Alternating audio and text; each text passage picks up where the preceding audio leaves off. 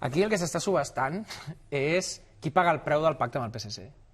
Això és el que s'està subhastant. Aleshores, per una banda, si la CUP feia... Hi haurà pacte amb el PSC? No se salvarà in extremis aquest acord entre els partits independentistes per salvar els pressupostos? A veure, l'estratègia de la CUP, quan van investir Pere Aragonès, era intentar arrossegar la gent del govern cap a un escenari una mica més confrontat que amb ells es fa sentir més còmodes, perquè és com la seva retòrica fa sentit... Confrontat amb qui?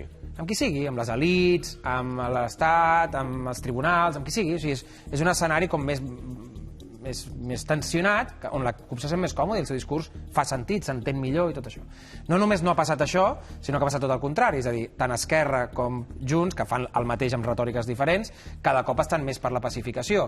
No sé, em sembla que va ser que Puigneró va dir aquesta és la legislatura de Rodalies o Rodalies, no? Hem passat de referèndum o referèndum a Rodalies o Rodalies, no? Esquerra està, pràcticament és una federació del PSOE a Catalunya, vull dir, més a prop del PSC a Madrid, el PSOE a Madrid no pot estar. I aleshores, aquí s'ha trencat la possibilitat, abans no es podia pactar... Com que ho has dit molt ràpid, ho subratllo. Tu continua avançant, però jo subratllo el que acabes de dir. Esquerra és la federació del PSOE a Catalunya. Ja pots continuar. D'acord, perquè li voten els pressupostos gratis i tal. Això serveix per trencar els blocs. És la primera vegada des de l'inici del procés que es poden trencar els blocs en uns pressupostos, que la gent de la banda no independentista pot votar uns pressupostos a la banda independentista, que és el que vol el PSC. El que passa, qui paga el preu d'això? Perquè, clar, si Esquerra i Junts surten molt clarament a dir volem pactar amb el PSC, tota la retòrica que construeixen se'n va a Norris. Sobretot Junts, que és la retòrica més inflada, però també Esquerra Republicana. I aleshores, si la CUP diu que no, clar, Junts i Esquerra poden dir home, és que la CUP diu que no. Algo hem de fer, no? Com que la CUP són uns radicals comunistes, leninistes, estalinistes que ens volen portar a la txeca, doncs aleshores només no tenim altre remei que pel bé del país, perquè hem de salvar el català, hem de refundar la Corporació Catalana de Mitjans, doncs bueno, si el PSC ens ofereix una abstenció i els comuns voten... No, fan tot això. I la CUP no vol això, perquè la CUP idiotes no són. I aleshores, o no més que els altres almenys.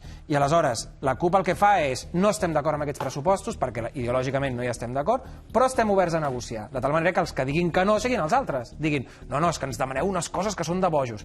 I la CUP ja fa per manera de demanar coses que no siguin de bojos. És una mena de possibilista català diguem-ne, perquè els altres siguin els forçats a dir que no, no? I aleshores veurem què passa. Podria passar que, com que cap dels dos té ganes de pagar aquest preu, al final s'entenguessin. Això podria passar. I l'altra cosa que podria passar és que s'enredés tant la troca, ara ja han dit que a l'última consulta van votar 1.500 i aquests ja han votat 500. Que la cosa es compliqui tant, que jo hagi de donar tantes explicacions per explicar què hagi passat, que ningú sàpiga què ha passat i per tant es pugui pactar amb el PSC per la porta del darrere. En tot cas, perdona, i amb això acabo, el debat aquest, que és un debat de partits, no? de jugar-se espais polítics i la centralitat i qui pacta i no sé què, és un debat que té molt poc interès i que no va... Jo no sé exactament què està demanant la CUP. Sí que ho sé, però vull dir que no, ningú sap, no estan fent bandera d'una cosa concreta, no estan dient hi ha 27 milions d'euros pel català, en comptes de 27 milions n'hi hauria d'haver 557 milions, no? I diries, ostres, estan demanant una cosa molt forta. Doncs no, això no està passant, estan només negociant qui ocupa l'espai central de la presència i per tant qui es queda la marca de ser els que defensen una cosa coherent.